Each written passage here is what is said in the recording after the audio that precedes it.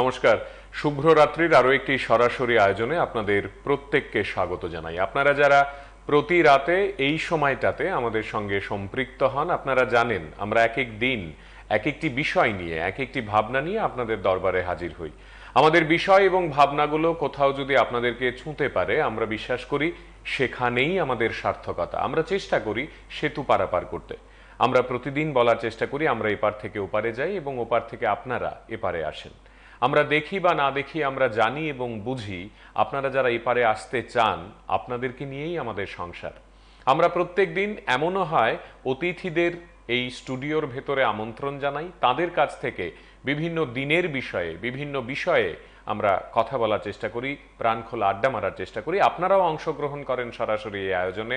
আপনারা হোয়াটসঅ্যাপে, আপনারা ফেসবুকে এবং টেলিফোন করে নিজেদের মতামত ব্যক্ত করেন।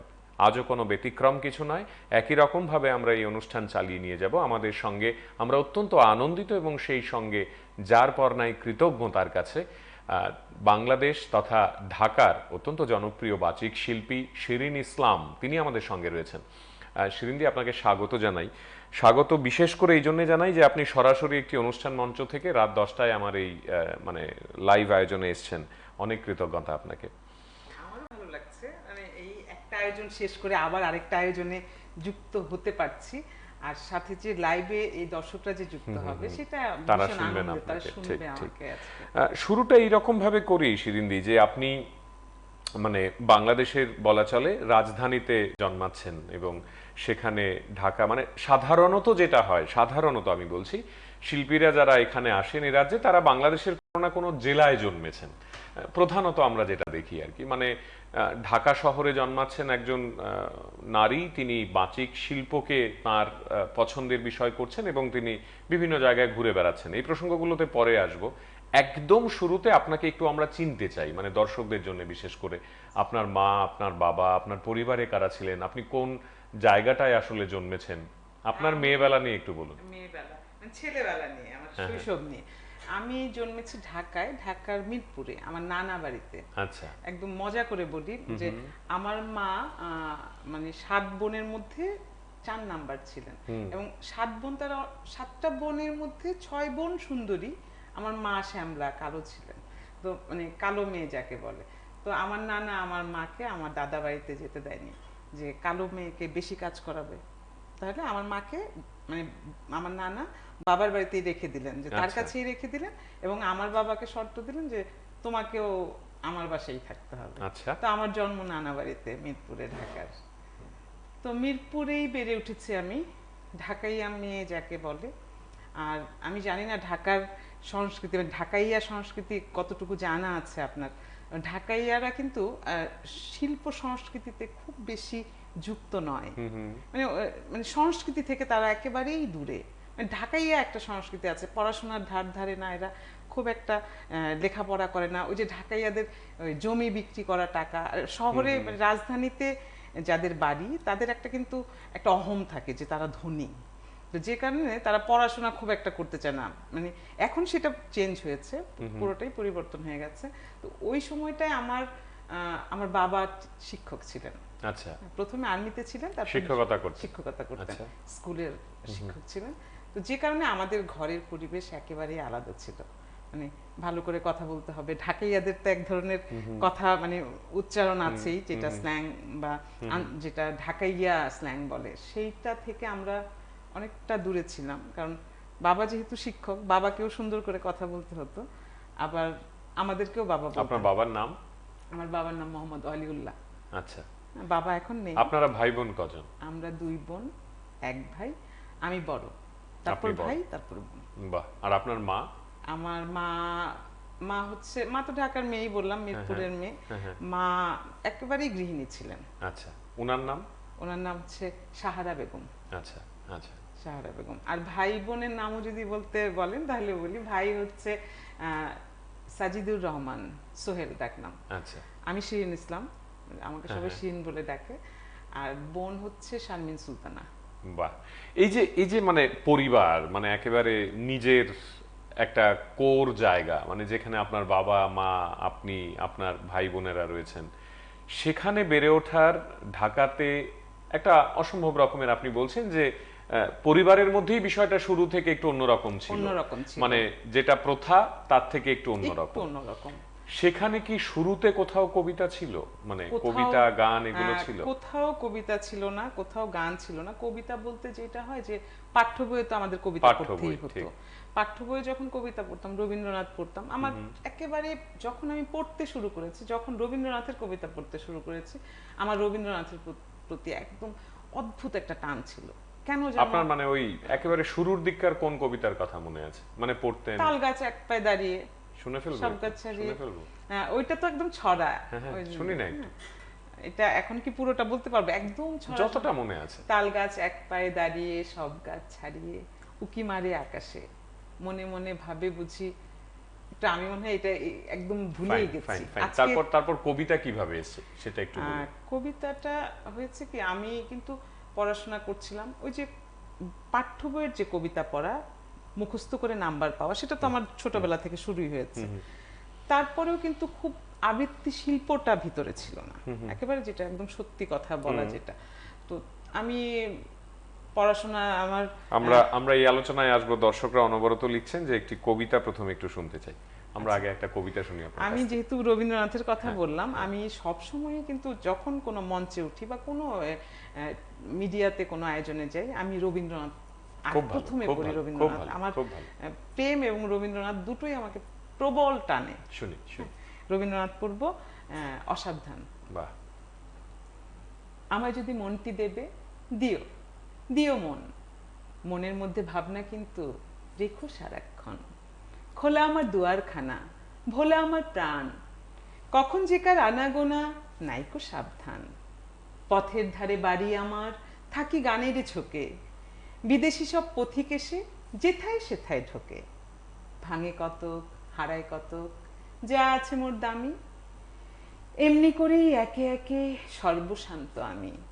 আমায় যদি মনটি দেবে, দিও, দিও মন, মনের মধ্যে ভাবনা কিন্তু রেখো সারাক্ষণ, আমায় যদি মনটি দেবে, নিষেধ তাহে নাই, কিছুর তরে আমায় কিন্তু করো না কেউ দায়ী, ভুলেও যদি শপথ করে বলি কিছু কবে, সেটা পালন না করি তো মাপ করিতেই হবে। ফাগুন মাসের পূর্ণিমাতে যে নিয়মটা চলে, রাগ করো না চৈত্র মাসে সেটা ভঙ্গ হলে, কোনোদিন বা পূজার সাজি কুসুমে হয় ভরা, কোনোদিন বা শূন্য থাকে মিথ্যা সে দোষ ধরা, আমায় যদি মনটি দেবে, নিষেধ তাহে নাই, কিছুর তরে আমায় কিন্তু করো না কেউ দায়ী, আমায় যদি মনটি দেবে, রাখিয়া যাও তবে, দিয়েছ যে সেটা কিন্তু ভুলেই থাকতে হবে, দুটি চক্ষে বাজবে তোমার নবরাগের বাঁশি, কণ্ঠে তোমার উচ্ছ্বসিয়া উঠবে হাসি রাশি, প্রশ্ন যদি শুধাও কভু মুখটি রেখে বুকে, মিথ্যা কোনো জবাব পেলে হেসো সকৌতুকে, যে দুয়ারটা বন্ধ থাকে বন্ধ থাকতে দিও, আপনিই যাহা এসে পড়ে হেসেই তাহা নিও, আমায় যদি মনটি দেবে, রাখিয়া যাও তবে, দিয়েছ যে সেটা কিন্তু ভুলেই থাকতে হবে।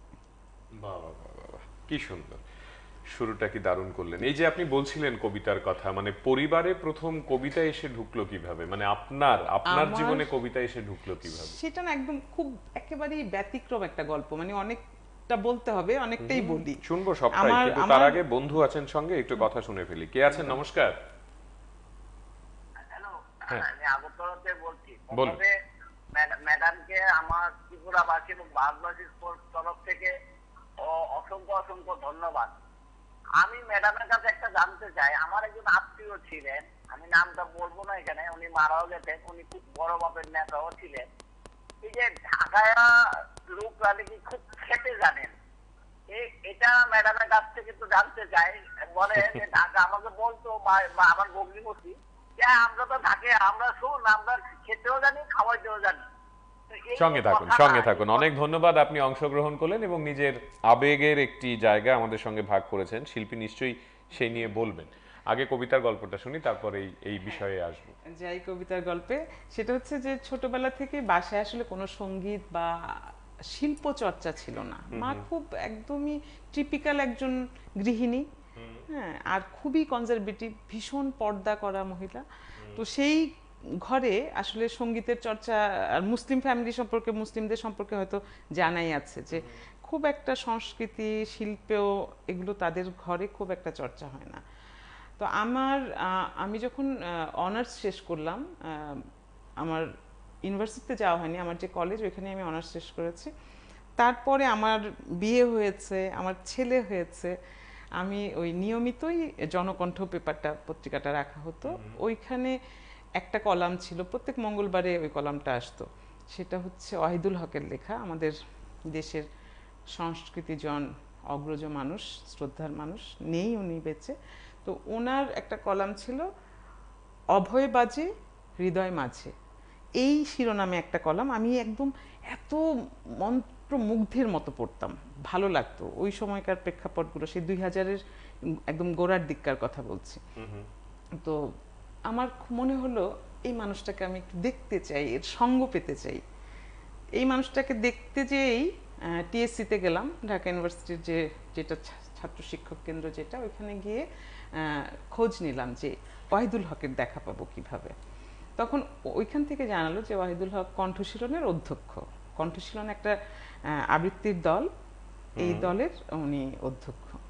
সঙ্গে সঙ্গে ফর্ম নিয়ে নিলাম, নিয়ে ভর্তি হয়ে গেলাম।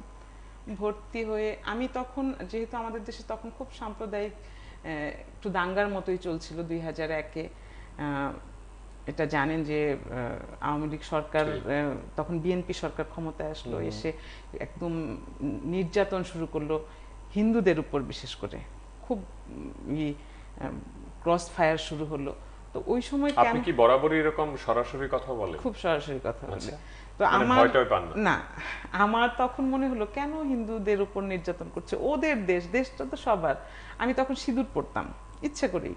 আমার নাম শিরিন ইসলাম, আমার জন্ম মুসলিম ঘরে, কিন্তু আমি সিঁদুর পড়তাম। সত্যি তাই? একদম 7 বছর আমি সিঁদুর পড়েছি। আরে বাহ। তো সিঁদুর পড়তাম এই জন্য যে তোমরা ওদেরকে মারছো, তাহলে আমিও হিন্দু, আমাকেও মারো। যদি সিঁদুর পরাই যদি তো হয়, আপনার পরিবার, আপনার আশেপাশে যারা আপনার বন্ধু বান্ধব, তারা কেউ বলতেন না যে কি করছিস? হ্যাঁ হ্যাঁ হ্যাঁ, একদম। আমাকে তো মানে আমার মা তো আমার মা বলেছিল তখন, এখন আবার ঠিক হয়ে গেছে। আমার মা তখন বলেছিল আমার ভাইকে, আমার বোনকে, যে আমার মা মারা গেলে যেন আমি না ছুঁই তাকে। তা আমার মার সঙ্গে তখন আমার অনেক দ্বন্দ্ব ছিল, মানে মা মেয়ের যুদ্ধ যেটাকে তো বলে। তিনি তারপর এগুলো মেনে নিলেন কিভাবে? মেনে নিলেন। এখন হয়েছে কি, সময় তো মানে অনেক গড়িয়েছে। মাকে বুঝিয়েছি, দেখো মা, মানে মানুষের পাশে থাকবো না, হ্যাঁ, শুধু কি ধর্ম, শুধুই কি মুসলিম হয়ে থাকলেই হবে, মানুষ তো হতে হবে।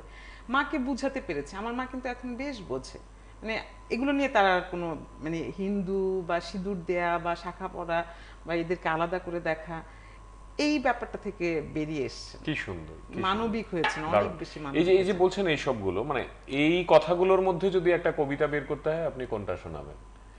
এই যে কথাগুলো বলছেন, মানুষ হতে যাওয়ার গল্প বলছেন, মানুষ হতে চাওয়ার, এটা আমি এখন সেই রবীন্দ্রনাথের কাছেই যেতে হবে। আমি শুনি না, শুনি না। মানব পুত্রটা পড়ে শোনাতে পারি। হ্যাঁ। মৃত্যুর পাত্রে খ্রিস্ট যেদিন মৃত্যুহীন প্রাণ উৎসর্গ করলেন রবাহুত অনাহুতের জন্য, তারপরে কেটে গেছে বহু শত বৎসর। আজ তিনি একবার নেমে এলেন নিত্যধাম থেকে মর্তধামে, চেয়ে দেখলেন সেকালেও মানুষ ক্ষত বিক্ষত হতো যে সমস্ত পাপের মারে, যে উদ্ধত শেল শৈল, যে চতুর ছোড়া ও ছুরি, যে ক্রূর কুটিল তলোয়ারের আঘাতে। বিদ্যুৎ বেগে আজ তাদের ফলায় শান দেয়া হচ্ছে, হিসির শব্দে স্ফুলিঙ্গ ছড়িয়ে বড় বড় মসি ধূমকেতুন কারখানা ঘরে। কিন্তু দারুণতম যে মৃত্যু বাণ নতুন তৈরি হলো, ঝকঝক করে ওঠো নরঘাতকের হাতে। পূজারি তাতে লাগিয়েছে তারই নামের ছাপ তীক্ষ্ণ নখের আঁচড় দিয়ে। খ্রিস্ট বুকে হাত চেপে ধরলেন, বুঝলেন শেষ হয়নি তার নিরবচ্ছিন্ন মৃত্যুর মুহূর্ত। নূতন শুল তৈরি হচ্ছে বিজ্ঞানশালায়, বিচ্ছে তার গ্রন্থিতে গ্রন্থিতে। সেদিন তাকে মেরেছিল যারা ধর্ম মন্দিরের ছায়ায় দাঁড়িয়ে, তারাই আজ নূতন জন্ম নিল দলে দলে। তারাই আজ ধর্ম মন্দিরের বেদির সামনে থেকে পূজা মন্ত্রের সুরে ডাকছে ঘাতক সৈন্যকে, বলছে মারো মারো। মানবপুত্র যন্ত্রণায় বলে উঠলেন ঊর্ধ্বে চেয়ে, হে ঈশ্বর, হে মানুষের ঈশ্বর, কেন, কেন আমাকে ত্যাগ করলে? এই যে এই যে আপনি বড় হচ্ছেন, এই যে মানে অন ক্যামেরা আপনি বললেন যে আপনি একটি মুসলমান ঘরে জন্মেছেন, কিন্তু আপনি 7 বছর সিঁদুর পরেছেন, কারণ আপনি চেয়েছেন সবাই আপনাকে মানুষ হিসেবে চিনুক, এবং যদি তাদেরকে অত্যাচার করতে হয় তাহলে আমাকেও আঘাত করা হোক। এই যে অসম্ভব একটি বোধের জায়গা, বা আমি যদি বলি যে একটি দর্শনের জায়গা, এই দর্শনের জায়গা থেকে সরতে সরতে বা এই দর্শনের জায়গা দিয়ে হাঁটতে হাঁটতে আপনি কবিতাকে আলিঙ্গন করলেন বারবার, কবিতার কাছে নিজের জীবনকে বাজি রাখলেন। বাজি রাখলাম, আসলেই বাজি রাখলাম। কবিতার কাছেই আমার একটা জন্ম, বা পরে যদি আরো জন্ম হয়, জন্ম পাই, তাহলে কবিতার কাছেই বাজি রাখবো।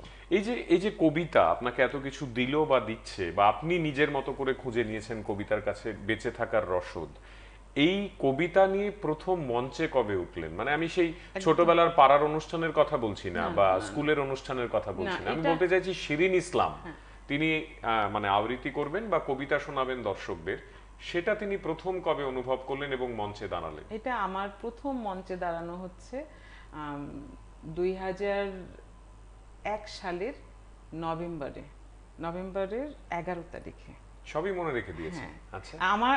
আমার সঙ্গে যারা মেশে বা আমাকে যারা জানে, তারা বলে যে আমার মেমোরি খুব শার্প। মানে আমার বাবাও বলতেন যে আমি নাকি ছোট থেকে খুব শার্প ছিলাম, আমার কান, আমার চোখ খুব শার্প ছিল।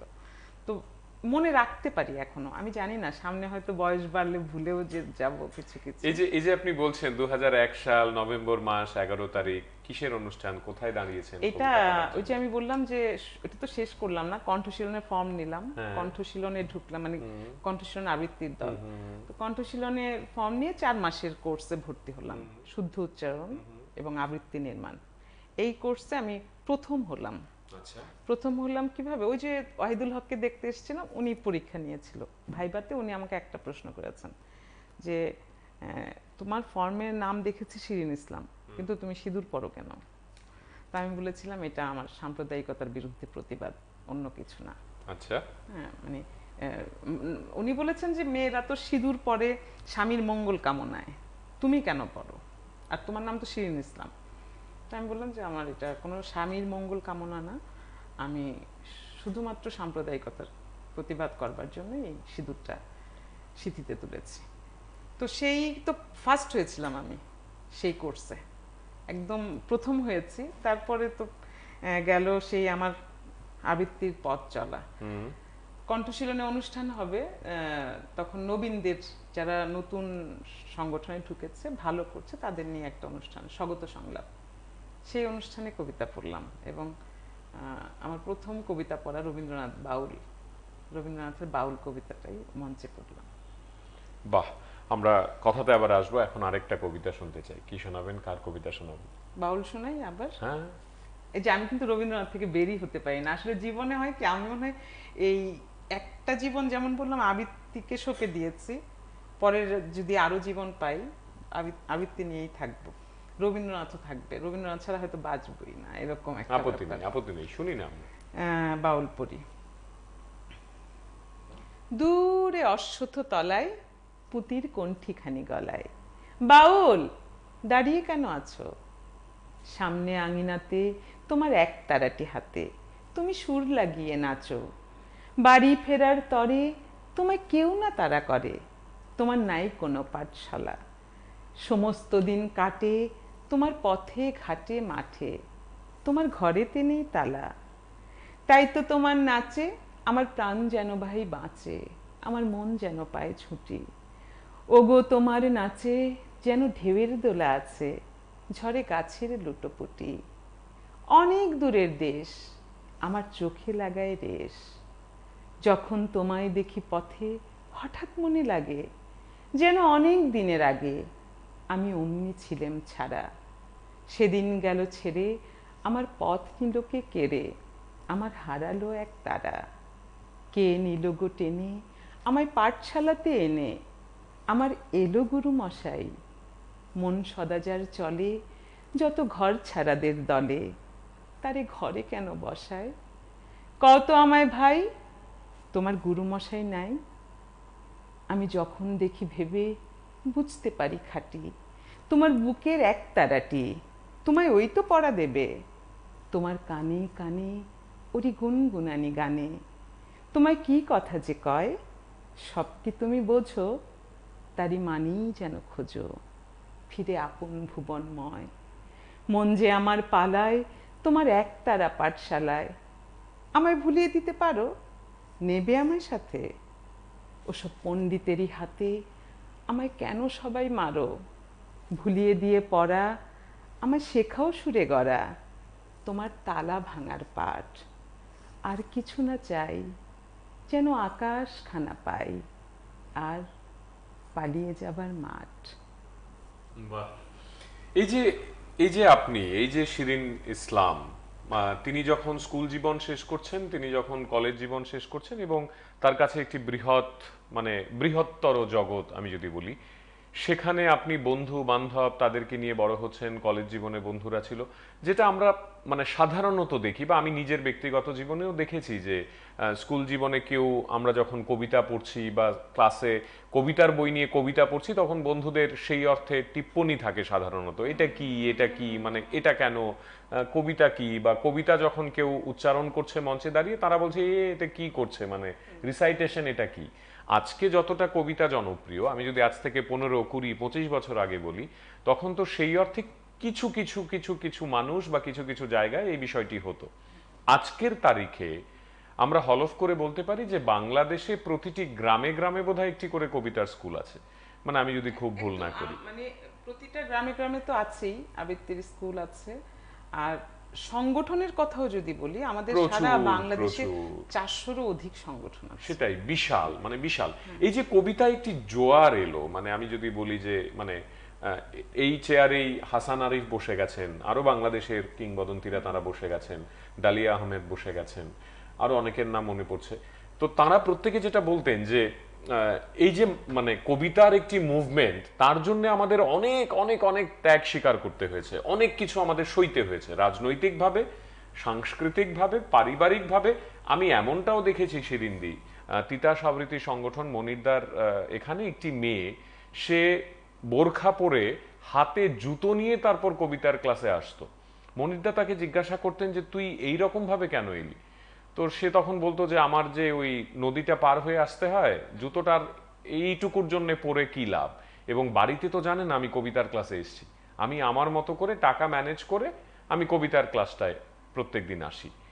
এই যে একটি জায়গা যেখানে মেয়েরা কবিতা করতে যাবে বাংলাদেশে, চট করে গিয়ে আবৃত্তি করে ফেলবে, খুব তো একটা সহজ ছিল না আপনাদের? না না না, একদমই আসলেই সহজ না। আমরা যতটা সহজ চোখে দেখতে পাই, আসলে বিষয়গুলো অতটা সহজ না। যে মেয়েটার গল্প বললেন যে নদী পার হয়ে বোরখা পরে এসে, হ্যাঁ, জুতাটা সে সাথে করে নিয়ে যে একটুখানির জন্য কেন পরবে, তার পরিবার জানে না, তার এটা তাকে যুদ্ধ করে করতে হচ্ছে। এবং আমার মনে হয় আরো প্রচুর প্রচুর এইরকম সংগ্রাম সারা বাংলাদেশে আছে। আমাদের বাংলাদেশে এটা আবৃত্তি শিল্পটাই দাঁড়িয়েছে আসলে লড়াই সংগ্রামের মধ্যে দিয়ে। এই শিল্পটাকে দাঁড় করাতে অনেক লড়াই সংগ্রাম করতে হয়েছে। এখনো আমাদের আবৃত্তি কিন্তু আন্দোলনের হাতিয়ার। আমরা কিন্তু খুব একদম হয়তো এখন ত্রিপুরায় এসছি, আগরতলা এসছি, সেজে গুজে মঞ্চে উঠলাম, তো এরকম হয়, অনেক মঞ্চে উঠি। আবার আন্দোলনের সময়ও আমরা রাজপথে নেমে যাই, হরতাল করেছি আবৃত্তি করে করে। আমি নিজে করেছি।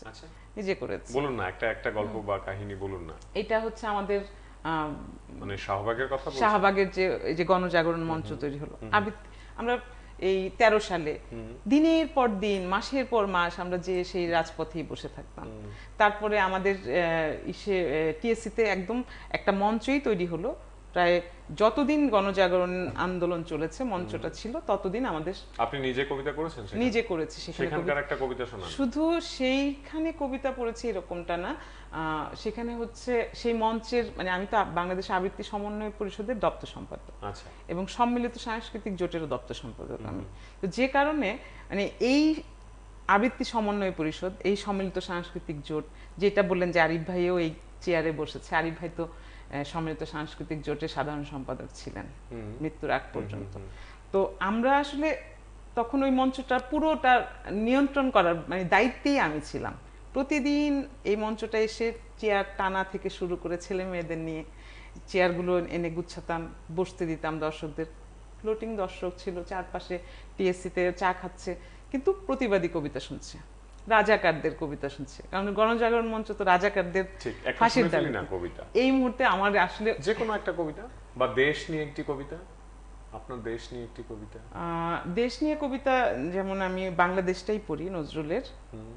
আমার হয় কি, আমি একটু খুব দর্শকদের উদ্দেশ্যেই বলি যে আমি ওই যে বললাম শুরুতে, আমার রবীন্দ্রনাথ আর প্রেম নিয়ে আমি থাকতে মানে কমফোর্ট ফিল করি, মানে আরাম লাগে আমার কাছে। কোনো আপত্তি নেই, আমরা তো আড্ডা মারছি, হ্যাঁ। কথা বলছি। তো আপনি আর যে কোনো- এমনি যে দেশের কবিতা পড়ি, মুক্তিযুদ্ধের কবিতা পড়ি, সেটা সেই মঞ্চ, যদি মুক্তিযুদ্ধের কবিতা পড়ার মঞ্চ হয় সেখানে মুক্তিযুদ্ধের কবিতা পড়ি।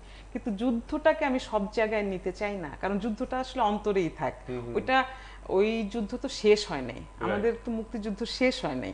ওই সময় যুদ্ধ করেছি, এখনো তো যুদ্ধ করতে হচ্ছে, এখনো তো আমাদের যুদ্ধ করতে হয় যে এই মৌলবাদের উত্থানের জন্য। আমাদের প্রতিনিয়ত আমাদের আতঙ্কিত থাকতে হয় মৌলবাদের উত্থানের জন্য, তাই না? তো যুদ্ধ কি শেষ হয়েছে? তাই তো। যুদ্ধ তো শেষ হয়নি। তো আমি বাংলাদেশ কবিতাটা একটু করি, নজরুলের কবিতা। নম নম নম বাংলাদেশ মম, চির মনোরম চির মধুর, বুকে নিরবধি বহে শত নদী, চরণে জলধীর বাজে বাজে নূপুর। নম নম নম বাংলাদেশ মম, চির মনোরম চির মধুর। এটুকুই বাহ, থাক। বাহ, বাহ, বাহ। এরপর একটু শুনতে চাইবো, মানে এই যে আপনি কবিতার জগতে মানে আমি বলবো যে যুক্ত হয়ে পড়লেন, তারপর তো আপনার মানে পরিবারকেও দেখতে হয়েছে, আপনি বিয়ে করলেন, আপনার সন্তানদের জন্ম হলো, সবকিছু মিলিয়ে আমি কবিতা বিষয়ক দু তিনটি বিষয় আপনার কাছ থেকে জানতে চাইবো শিরিন্দি। সেটা হচ্ছে যে একজন নারী, তিনি যদি মনে করেন যে তিনি এই শিল্প মাধ্যমটি নিয়ে থাকবেন, প্রথম প্রশ্ন পরিবার, তারপরে এই সংগঠন ইত্যাদি, এবং নিজে, তারপরে পারফরমেন্স, এই 4-5টা বিষয়কে কি সত্যি অর্থেই একসঙ্গে টানা যায়? মানে আজকে এই অনুষ্ঠান যারা দেখছেন, কেউ যদি আপনার কাছ থেকে উৎসাহ নিতে চায়, আপনি তাদের উদ্দেশ্যে কি বলবেন? মানে কিভাবে নিজেকে এই 4-5টা ভূমিকায় এক করেছেন? আপনি তো টানা যায়। আমি যেটা অনেকের কাছেই হয়তো এটা খুবই মানে অসম্ভব ব্যাপার, যে এই যে শুরুটাই আমার আবৃত্তির যাত্রাটা যখন শুরু হলো, তখন আমাকে পরিবার থেকে ত্যায্য করা হয়েছিল। মানে কি বলছেন? ওই যে আমি সিঁদুর যখন আচ্ছা, ওইটার জন্য। মাথায় তুলে নিলাম, তখন আমার বাবা মায়ের ধারণা হলো যে আমি আসলে ওই শিল্প চর্চা করতে গিয়েই নাস্তিক হয়ে গেছি, হিন্দু হয়ে গেছি, নাস্তিক হয়ে। আসলে কিন্তু ব্যাপারটা সেরকম ছিল না, এবং সেই সময় আমি তাদেরকে বুঝাতে অক্ষম ছিলাম, কারণ তখন তো অনেক ইমোশন কাজ করতো, বাবা মায়েরও করতো, আমারও করতো, যে কারণে তাদেরকে আমি বুঝাতে পারিনি। আমি চুপ করে বাসা থেকে বেরিয়ে গেছি, একদম বেরিয়ে গেছি। কোথায় গেছিলেন বেরিয়ে? বেরিয়ে চলে গিয়েছিলাম, আমার খুব ভালো বন্ধু একটা ছিল, নরোত্তম হালদার, ও এখন অস্ট্রেলিয়াতে আছে, ওর দাদু বাড়িতে, পটুয়াখালী, একদম প্রত্যন্ত গ্রাম। আচ্ছা।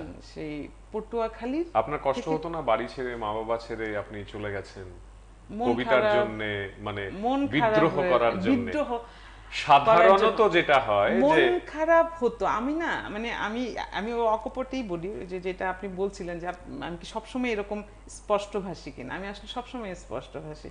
আমার মন খারাপ হতো, কিন্তু আমি অনেক নিষ্ঠুর। আমার ছেলেরাও বলে যে তোমার একটু মায়া কম আছে, কিন্তু আসলে মায়াটা আছে।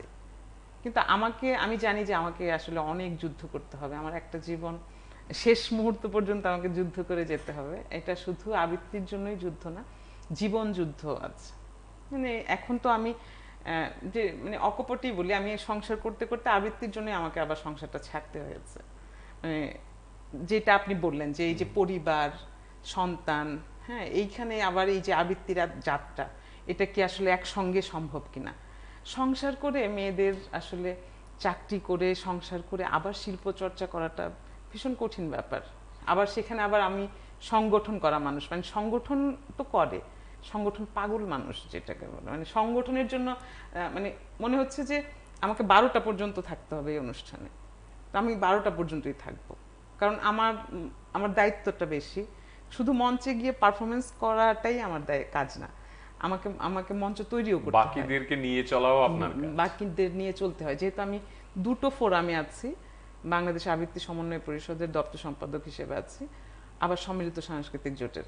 তো এগুলো তো মাদার সংগঠন হচ্ছে সম্মিলিত সাংস্কৃতিক জোট, আবার সেটারই ফেডারেটিভ হচ্ছে আবৃত্তি সমন্বয় পরিষদ। তো এইগুলো কাজ তো আমি আর অনেক বছর ধরে করছি, প্রায় 1.5 যুগ ধরে, আর আমার আবৃত্তির চলা 2 যুগ। তো সেইখানে হয়েছে কি, মানে এগুলো অনেক বড় বড় দায়িত্ব, তখন হয় কি আমি ভুলে যাই যে আমার 2টা ছেলে আছে বা আমাকে বাসায় রান্না করতে হবে। আমি যখন বাসায় ফিরি তখন আমার মনে হয় যে আমাকে তো আমার বাসায় যেয়ে রান্নাও করতে হবে। এমন হয় যে আমি রাতে 1টার সময় বাসায় ঢুকেছি, তখন আমি ছেলেদেরকে বললাম যে আমি দ্রুত তোমাদেরকে একটু রান্না করে দিচ্ছি, হ্যাঁ দ্রুত যা পারি। আমার ছেলেরা ভীষণ ভালো, আমার এই পথ চলায় যদি স্যাক্রিফাইস কারো থেকে থাকে আমার 2 ছেলের, ওরা অনেক স্যাক্রিফাইস করেছে এবং ওরা বাকি জীবনও করবে, মানে এইরকম ভাবেই হয়তো ওরা তৈরি হয়ে গেছে, ওরা বুঝে গেছে ওর মা একটু বাহ বাহ বাহ, সংগঠন পাগল কি মানুষ। সুন্দর। কি শুনবো এবারে? এবারে একটু অন্য কবিতা পড়ি, সুবোধ সরকারের কবিতা পড়ি, বাহ। ময়ূরপঙ্খী। মেয়ে হলে কি নাম রাখতে? কি নাম, কি নাম, কি নাম রাখতাম? ময়ূরপঙ্খী। কম করে 19 জন কবি, লেখক, অধ্যাপক বলেছেন, বুঝলে, এক ছেলে ছেলে নয়, তোমার একটা মেয়ে দরকার। ছেলে খারাপ হলে বিপদ, ছেলে ভালো হলেও বিপদ। খারাপ হলে সারা পাড়া অভিশাপ দেবে, ভালো হলে আমেরিকা কেড়ে নেবে। মেয়ে হলে নাম রাখতাম ময়ূরপঙ্খী। না না, ভুল বললাম, বলতে হবে নাম রাখবো ময়ূরপঙ্খী। ছোট্ট ছোট্ট হাত, ছোট্ট ছোট্ট পা, টলমল করে এগিয়ে আসছে সে আমার দিকে। ময়ূর, মা তুই আমাকে ভালোবাসবি তো? ছেড়ে যাবি না তো? অ্যাপ্লাই করেছো? সমস্বরে জিজ্ঞেস করলো 3 জন। আমি বললাম দেখেও এসেছি, যে কোনো সময় হোম থেকে টেলিফোন এলে ছুটে গিয়ে তুলে আনবো তাকে, চুমোয় চুমোয় তাকে ভরিয়ে তুলবো। সে তার 4 বছরের দাদা আর অনুবাবুর সাথে কাদা হয়ে ঘুমিয়ে থাকবে। অ্যাপ্লাই করেছো? মাত্র 2টো শব্দ, 2টো ধ্বনি, এত তীক্ষ্ণ কখনো লাগেনি। রাত্রে ঘুমের মধ্যে বহু দূর থেকে প্রতিধ্বনি এসে জিজ্ঞেস করলো, অ্যাপ্লাই করেছো? আমার জন্য তুমি অ্যাপ্লাই করেছো? হাওড়া, শিয়ালদা, কালীঘাট, শোভাবাজার, ফুটপাত থেকে ছোট্ট ছোট্ট হাত, হাজার হাজার কচি হাত উঠে আসলো ঘুমের ভিতর। অ্যাপ্লাই করেছো? আমার জন্য তুমি অ্যাপ্লাই করেছো? বাকি রাত উঠে বসে থাকি, আমার সামনে ফুটপাত আর ফুটপাত, ঘুমিয়ে রয়েছে এক ভারতবর্ষ ময়ূরপঙ্খী। আমরা কি পারি না হোম থেকে, রাস্তা থেকে, ফুটপাত থেকে একটি করে ময়ূরপঙ্খী ঘরে তুলে আনতে? পারি নাকি? কি সুন্দর কবিতা। এই যে আপনি মুখস্থ অনর্গল বলে যাচ্ছেন এক একজনের কবিতা এবং অনেকক্ষণ ধরে বলতে পারেন, এই যে একটি অসাধারণ, আমি বলবো ট্যালেন্ট, মানে এই শব্দটা যদি ব্যবহার করা যায়, আমরা যারা পারি না 10টা লাইনও বলতে পারবো না হয়তো বা মুখস্থ, আমাদের জন্য আপনার টিপস, বা যারা এই অনুষ্ঠান দেখছেন এবং কবিতা মুখস্থ করতে চান, পড়তে চান এরকম ভাবে অনর্গল না দেখে, তারা কি করবে, কিভাবে করা যায়? আসলে যেটা হয় যে কবিতা দেখে পড়লে যেটা হয়, আমার আমার আমার বোধটা আমি আগে বলি যে আমার কি বোধ হয়েছিল। কবিতা দেখে পড়লে আমার এই দেখার দিকে একটা মনোযোগ থাকে, তাতে আমি এই প্রাণ উজাড় করে দিয়ে যে পড়া, মানে একেবারে পুরো ইনভলভ হয়ে পড়া, কবিতার ভিতরে ঢুকে যাওয়া, সেটা আমি পারি না।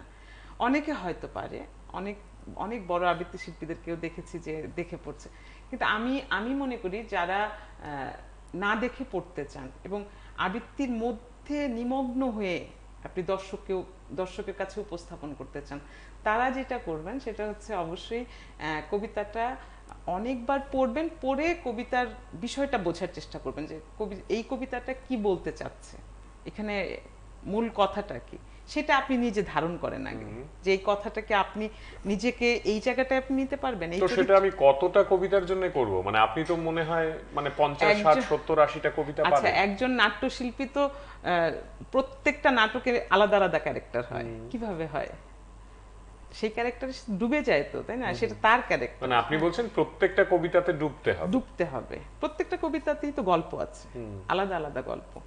সেটাতে ডুবে গেলে মুখস্থ করা সহজ হবে। মানে এটা বললাম যে আপনি 60টা 70টা 100টা কবিতা মুখস্থ করবেন, 100টা কবিতাই তো আপনি পড়বেন, পড়ার পর আপনি ওইটাতে ওই কাহিনীটাকে আগে করতে হবে, মানে ওইটাকে আপনি আগে আয়ত্তে আনতে হবে, এনে তারপরে গিয়ে মুখস্থ করতে হবে। আমি আগে একটা কাহিনী দাঁড় করিয়ে আমি ওই কাহিনীটা আগে চোখ বন্ধ করে দেখতে চাই। আমি আমি আবৃত্তি পরিবেশন বলতে এটাই বুঝি যে মঞ্চে যিনি দাঁড়াবেন বা যেখানেই, মানে যখন পারফরমেন্স করবেন একজন শিল্পী, তাকে আগে শব্দের ছবিটা দেখতে পারতে হবে। প্রত্যেকটা শব্দের ছবি যদি তিনি নিজে দেখতে পান, শিল্পী নিজে দেখতে পান, তাহলে দর্শক শব্দের ছবি দেখতে পাবে। এবং দর্শক যখন প্রত্যেকটা শব্দের ছবি দেখতে পাবে, তখন দর্শক অমনোযোগী হবে। আপনি এগুলো তৈরি করেছেন কবে, কিভাবে, মানে নিজেকে তৈরি করেছেন কিভাবে? What was the process? মানে আপনি কি আয়নার সামনে দাঁড়িয়ে কবিতা করতেন, না নিজে যখন শুতে যেতেন তখন একটার পর একটা কবিতা পড়তেন, নাকি কেউ শুনতো না কেউ দেখতো না তখন করতেন, নাকি সবাই শুনতে পায় যাতে সেরকম ভাবে? না, সবাই শুনতে পায় এরকম না। আমি আসলে যখন কোন একটা কবিতা ভালো লাগে, আমার অনেক কবিতা পড়ি, আমার খুব সহজে কবিতা ভালো লাগে না। আমার খুবই, অনেকে আছে যে চট করে এই যে ফরমাইশি কবিতা পড়ে ফেলতে পারে, আমি যেমন চট করে ফরমাইশি কবিতা পড়তে পারি না। আমার মানে কবিতা সিলেকশন করতে আমার অনেক সময় লাগে। অনেক কবিতা পড়ে হয়তো একটা কবিতা আমার পছন্দ হলো, তো সেইটার মধ্যে আমি অনেক দিন ওইটার মধ্যে ডুবেই থাকি সারাক্ষণ, মানে ওইটাই আমার মাথায় ঘুরতে থাকে। আমি হাঁটছি, চলছি, রান্না করছি, শোয়ার আগে, মানে সবার মধ্যে আমি ওই কবিতার মধ্যে ডুবে যাই। এবং এটা আমার খুব অভ্যাস, মানে অনেকের মধ্যেও আমি একা হয়ে যেতে পারে। তো যে কারণে ওই কবিতাটা নিয়ে থাকতে থাকি, তো প্রত্যেকটা লাইন, প্রত্যেকটা শব্দ আমি ভাবতে থাকি, বা এইরকম দৃশ্য, এরকম দৃশ্যগুলো দেখতে থাকি অনেকদিন। তারপরে সেটা আয়ত্তে চলে আসে, মুখস্থটা হয়ে যায়, লাইন বাই লাইন মুখস্থ হয়ে যায়। তো এইভাবে করে আমার মুখস্থ হয়, এবং এগুলো আমি মানে নিজের মতো করে নিজে তৈরি করি। এটা আমি কাউকে দেখাই না। আমার কোনো মানে আবৃত্তি শিল্পী যারা নতুন হয়ে উঠছে, তাদেরকে আমি কখনোই যে এইভাবে নির্মাণ করবে, নির্মাণটা তোমার থাক, তুমি কিভাবে নির্মাণ করবে। আবার আমাকেও যদি কেউ বলে যে এইভাবে নির্মাণ করবে, আমি পারি না। মানে খুবই, মানে আমার, মানে আপনি বলছেন যে এটা নিজেকে অনুধাবন করতে হবে, নিজেকে বুঝতে হবে, নিজেকে বুঝতে হবে, এবং নিজেকে বোঝাটা খুবই দরকার। আমাদের কিন্তু এখন যত সংকট, সেটা কিন্তু আমরা নির্বোধ, এই জন্যই সংকট বেশি। বোধটা যদি আমাদের খুব ভেতরে খুব থাকে, বোধ সম্পন্ন মানুষ আমরা হই, তাহলে কিন্তু সংকট কমে যাবে। তো আমরা কেন নির্বোধ? কারণ আমরা নিজেদেরকে দেখতে পাই না, নিজেকে দেখার চেষ্টা করি। কি সুন্দর বললেন। আপনার জীবনে মানে প্রেম তো এসছে নিশ্চয়ই, মানে প্রেম তো ধরা দিয়েছে, সেখানে কবিতার কি রোল ছিল? প্রেমের সঙ্গে কবিতার খুব ভূমিকা নেই। মানে আপনার প্রেমিক কখনো আপনার কাছ থেকে কবিতা শুনতে চায়? কারণ আমার প্রেমিক না, আমার প্রেমিক বলতে যার সঙ্গে সংসার করলাম বেশ অনেকদিন, দুইজনে, ও আবৃত্তি করতো, ভালো গানও করে। সে আসলে খুব আবৃত্তি শুনতে চাইতো এরকম না, আমিও শুনতে চাইতাম এরকম না। কারণ আমরা তো মঞ্চে যার যারটা শুনছি, মানে আমারটাও শুনছে, ওরটা আমি শুনছি। তারপরে প্রেম তো আসেই, এরকম অনেক প্রেম আছে। এখনো এত বয়স হয়ে গেছে, এখনো আমি অনেক প্রেম করি। বেশ, বললাম না, প্রেমে থাকতে খুব আরাম লাগে, ভালো লাগে, কেউ আমাকে ভালোবাসে। এটা মানে এটা যখন বুঝি, খুব একটা ভালো লাগে কাজ করে। তো এরকম অনেকে আছে, যেমন আপনার কবিতা শুনতে চাই, আপনাকে আমার ভালো লাগে, আমি বলি যে আমার ওই দিন পড়া আছে, চলে এসো, বা চলে এসেন, দেখতে পাবেন, এরকম আর কি। বাহ। তো সেখানে মানে আপনি কি তাদের জন্য বা আপনাকে যারা পছন্দ করেন তাদের কথা ভেবে কোনো কবিতা সুনির্দিষ্ট ভাবে মাথায় রাখেন, না আপনি আপনার মতোই পারফর্ম করেন? না, আমি আমার মতো পারফর্ম করি। আচ্ছা। হ্যাঁ, যে আমি এই কবিতা পড়ি, এটা হয়তো নতুন কোন কবিতা পড়লে আমি তাকে বলি যে আমি নতুন কবিতা পড়বো। মানে আমি যেটা আসলে বুঝতে চাইছিলাম, মানে আপনার ব্যক্তিগত জীবনে যেখানে প্রেম শব্দটি আছে, সেখানে কোথাও কবিতার কোনো সুনির্দিষ্ট ভূমিকা নেই, মানে এই কবিতাটি আমার জীবনের একটা টার্নিং পয়েন্ট, বা এই কবিতাটি আমাকে ওই ঘটনাটি দিয়েছে। মানে কবিতাই হচ্ছে আমার একটা আলাদা প্রেমিক। আচ্ছা। এর সঙ্গে তো আমার আলাদা প্রেমই আছে। আর যারা প্রেমিক আছে, মানুষ প্রেমিক যারা আছে, তাদের সঙ্গে আমার আবৃত্তির কোনো ভূমিকা নেই। যে এইটা কি শুনবো এবারে? এবারে আমি একটা কবিতা পড়ি, সেটা আমি কবির নামটা বলতে পারবো না, এটা একটা সংগ্রহীত কবিতা, একদমই নতুন। বললাম না যে কোনো কবিতা যখন পছন্দ হয় তখন আমি সারাক্ষণ ওই কবিতাটার মধ্যে শুনে থাকতে ফেলি, শুনে ফেলি। তো এটা হচ্ছে কি করে অন্যের হবে তুমি, কি করে অন্যের হবে তুমি, তোমার বাড়ানো হাত প্রাগৈতিহাসিক পাশব প্রাচীর ভেঙে সেই কবে ছুঁয়েছে আকাশ, সেখানে স্বপ্নেরা সুতো কাটে অনন্ত উড়াই ঘুরি, কি করে অন্যের হবে তুমি, তোমার ওষ্ঠের ওসারতা নিষেধ প্রস্তর ফুঁড়ে হয়ে গেছে মর্তের মানুষ সরোবর, আমার তৃষ্ণার রাজহাঁস সেখানেই পেতে আছে তার আজন্মের রৌদ্রতপ্ত দুই ঠোঁট, কি করে অন্যের হবে তুমি, তোমার লাজুক স্তনদয় শতাব্দীর গোপন বিবর ছিঁড়ে সেই কবে স্বেচ্ছায় দিয়েছে খুলে বসুন্ধরা বক্ষতার, সেখানে এখন নিশ্চিন্ত নিয়েছে ঠাই চিতায় তারিত চিত্রণ হরিণ শাবক আমার, কি করে অন্যের হবে তুমি, তোমার স্বপ্নেরা মিশে গেছে আমার শরীরে, তোমার শরীর নিত্য শীত কাটে আমার কুঠিরে, তোমার মন তো পাখি হয়ে উড়ে গিয়েছিল সেই দিগন্তের দিকে, সে এখন আমার চিলে কোঠায় বসে পাখা ঝাপটায় লেজ নাড়ে নিত্য গায়ে গান, কি করে অন্যের হবে তুমি, তুমি তো তোমাতে নেই, ছিলে না কখনোই, তুমি তো আমার স্বপ্ন, হে প্রিয় নশ্বর। বাহ, বিউটিফুল। শিরিন ইসলাম ভয় পায় কিসে?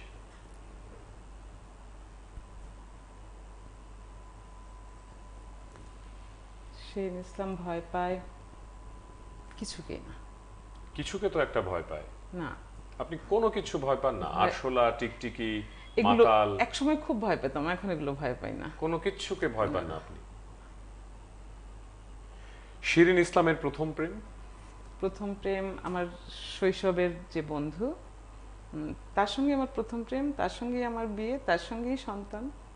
আচ্ছা, তার সাথে শিরিন ইসলাম তার জীবনের সবচেয়ে বড় ব্লান্ডার কি করেছে বলে মনে করে আজকের দিনে দাঁড়িয়ে? ব্লান্ডার কি করেছি, এটা অনেকটা ভাবতে হবে। মানে আমি তো সবসময় খুব গুছিয়ে চলা মানুষ, মানে অগোছালো, মানে আমার জীবনে আমি খুব অগোছালো কিছু করেছি। আমি যখন যা ডিসিশন নিয়েছি করেছি, সেটা কি ব্লান্ডার হয়েছে কিনা সেটা তো বলতে পারবো না। আপনার সবচেয়ে প্রিয় বই, মানে এই বইটা, মানে this is your most favourite বুক, এরকম যদি বলা হয় তাহলে আপনি কোন বইটার নাম করবেন? গীতাঞ্জলি, রবীন্দ্রনাথের। আপনার প্রিয় লেখক কবি কি? তাহলে অবশ্যই রবীন্দ্রনাথ। রবীন্দ্রনাথ। আপনি শেষ কবে কেঁদেছেন? সত্যিটা বলবেন। শেষ কবে কেঁদেছি আমি না, আমার আমি প্রায়ই কাঁদি। মানে আমার যখন খুব আপন মানুষ কথা মনে পড়ে, যেমন ওয়াহিদুল হকের কথা মনে পড়লে আমার কান্না আসে, তার চলে যাওয়ার দৃশ্য মনে পড়লে আমার কান্না আসে, যুবদা খালিদ খান যুবরাজ যিনি আমার ভীষণ প্রিয় মানুষ ছিলেন, তার চলে যাওয়ার দৃশ্যটা মনে পড়লেই কান্না আসে। তুমি চলে যাচ্ছ এই কবিতাটা যখন নির্মলেন্দু গুণের শুনি তখন কান্না আসে। আরিফ ভাইয়ের চলে যাওয়া, এগুলোতে মানে এখনো মানে মনে পড়লেই কান্না পায়। বাবা চলে গেছেন, সেটাও মনে পড়লে ভীষণ কান্না পায়। শেষ কেঁদেছি শিরিন ইসলাম শেষ কবে কেঁদেছেন আমরা শুনতে পেলাম না, আমরা পেলাম যে তিনি মাঝে মাঝেই কাঁদেন। যাই হোক, আপনার বাবা, মানে ধরুন আমরা একটি কাল্পনিক দৃশ্য আপনাকে দিতে চাই। আপনার বাবা, তিনি প্রয়াত হয়েছেন আপনি বললেন, কিন্তু আগরতলায় তিনি এসছেন আপনার সঙ্গে আজকে বা গতকালকে। আপনি যখন আখাউড়া সীমান্ত দিয়ে এ রাজ্যে এলেন তখন আপনার সঙ্গে আপনার বাবাও আছেন। তিনি আজকে মুক্তধারা প্রেক্ষাগৃহে আপনার অনুষ্ঠান দেখেছেন এবং তিনি ফিরে গিয়ে হোটেল ঘরে আপনাকে বলছেন যে শিরিন, তুই খুব ভালো কবিতা পড়েছিস, আমার ভালো লেগেছে, কিন্তু আমি তো তোর বাবা, আমার বয়স হয়েছে, তোকে আমরা এই করেছিলাম বা আমাদের সঙ্গে তোর এই বিবাদ ছিল, কিন্তু আজকে আমি আর তুই তো বাবা মেয়ে, তোর মাও সঙ্গে নেই, আমি আর তুই একা একটি ঘরে, তুই আমার জন্য একটি কবিতা কর। শিরিন ইসলাম তার বাবাকে কি কবিতা শোনাবে? বাবাকে বাউল কবিতা শোনাতাম, যদি বাউল বাবা কবিতাটাই শোনাতেন? আচ্ছা, যেটা শুনিয়েছেন যেটা already শুনিয়েছি, এবং এটাই আমার প্রথম নির্মাণ কবিতা।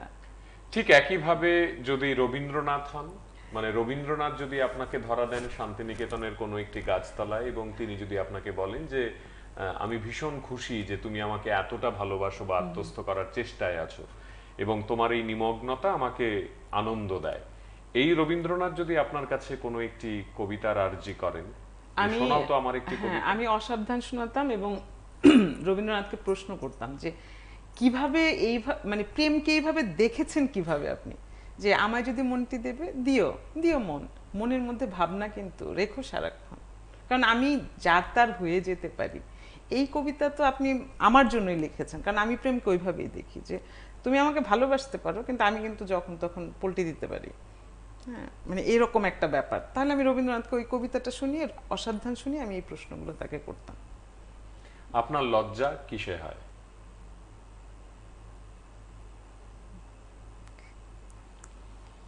আমার লজ্জা হয় কোনো মানবিক কাজে যুক্ত হওয়ার সুযোগ ছিল, হতে পারি নাই বা হতে পারছি না, সেটাতে ভীষণ লজ্জা হয়।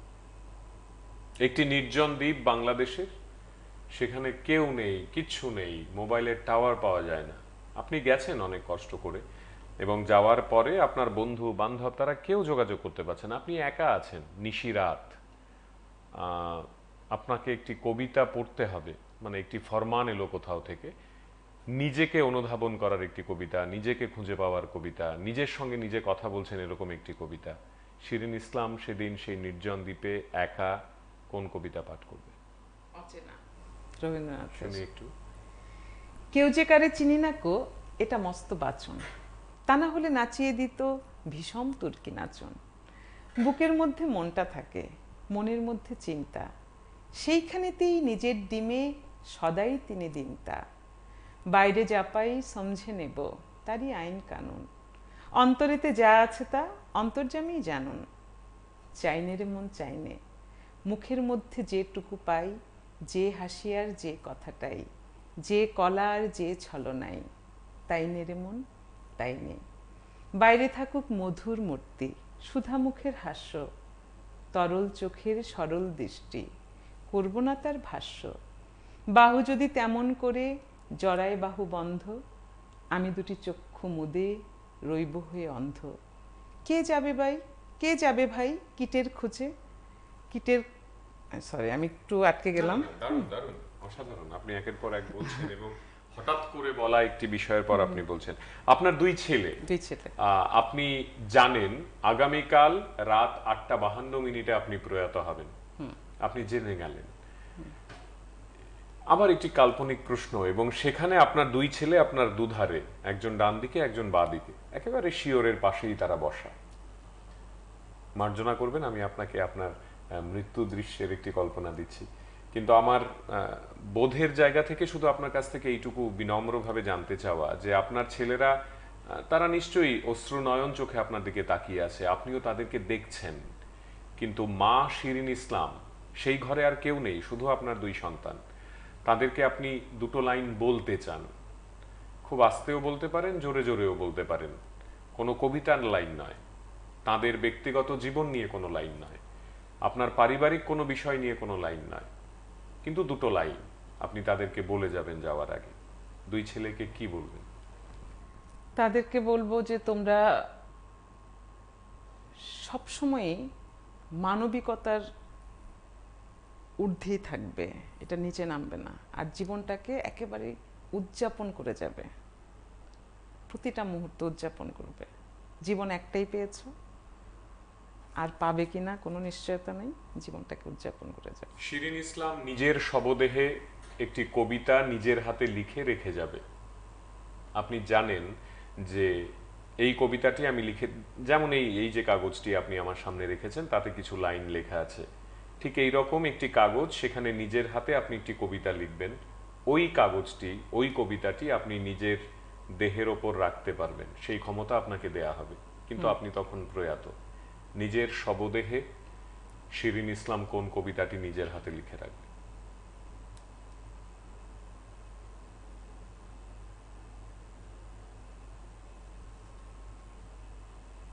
খুব চট করে বলা তো কঠিন, কিন্তু মানবিক কিছু আসলে বা মৃত্যুর কথা ভাবলে আমি ওই মানবপুত্র কবিতাটাই খুব মনে পড়ে আমার। যে যিশু যখন মৃত্যুর পাত্রে তার মৃত্যুহীন প্রাণটা উৎসর্গ করেছেন, তো সেই মৃত্যুহীন প্রাণ আসলে মৃত্যু হয়ে গেছে আমার, তারপর মৃত্যুহীন প্রাণের কথা যেহেতু আসছে, সেহেতু আমি মানবপুত্রটাই রেখে যাব ওই শেষের 2 লাইন। হে ঈশ্বর, হে মানুষের ঈশ্বর, কেন কেন আমাকে ত্যাগ করলে। বাহ, অসাধারণ অসাধারণ। আপনি আমায় মার্জনা করবেন এই শেষের 2-3টি প্রশ্নের জন্য, কিন্তু না শুধুমাত্র না, বিশ্বাসের আমাদের জায়গা অনুষ্ঠান থেকে। কি শেষ হয়ে গেছে কিনা আমি জানি না, বা কতটুকু আছে। মৃত্যু নিয়ে আমার সন্তানদের সঙ্গে আমার ভীষণ আলোচনা হয়। আমি একদিন, আমরা গাড়ি করে যাচ্ছি, আমার বড় ছেলে গাড়ি চালাচ্ছে, ছোটটা ওর পাশে, আমি পিছনে। তো আমি এরকম যাচ্ছি যাচ্ছি, আমার বড় ছেলে ভীষণ গাড়ি চালানোর সময় সে ভীষণ স্থির, ভীষণ স্থির। কারণ সে বলে যে মা, অ্যাক্সিডেন্ট করে মরে যাবো এটা ভাবতে পারি না।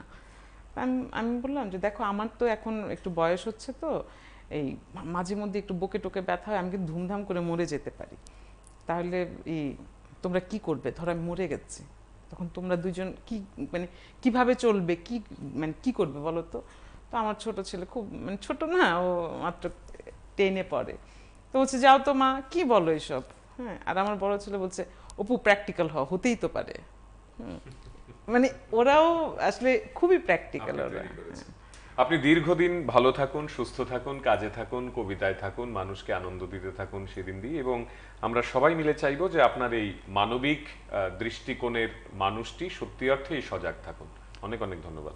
অনেক আন্তরিক ধন্যবাদ, কৃতজ্ঞতা আপনার প্রতি, দর্শকের প্রতি আমার অনেক কৃতজ্ঞতা। আর এই চট করে যে বসতে পেরেছি আজকে এই শুভ্র রাত্রিতে, এটাতে আমার ভীষণ আনন্দ দিচ্ছে, আমাকে আমার ভালো লেগেছে। আর আমি আসলে মানুষের সঙ্গে থাকতে চাই, যুক্ত থাকতে চাই। মানুষের সঙ্গে যে মানুষের অন্তরের যোগ, এটাই মানুষকে ভালো রাখে। ঠিক, সবাই ভালো থাকবেন। থাকবেন। শ্রদ্ধেয় শ্রোতা দর্শক বন্ধুরা, আপনারা যারা এই আয়োজনে যুক্ত ছিলেন, আপনারা শুনলেন, দেখলেন, ঠিক একইভাবে আমরা প্রতি রাতে আপনাদের সঙ্গে হাজির থাকতে চাই। আগামীকাল হয়তোবা এই স্টুডিওতে নতুন কেউ আপনাদের অপেক্ষায়। আমরা চাইবো আপনারা সরাসরি যুক্ত হয়ে তাঁকেও শুনুন, তার কথা জানুন। আজ এ পর্যন্তই। শুভরাত্রি।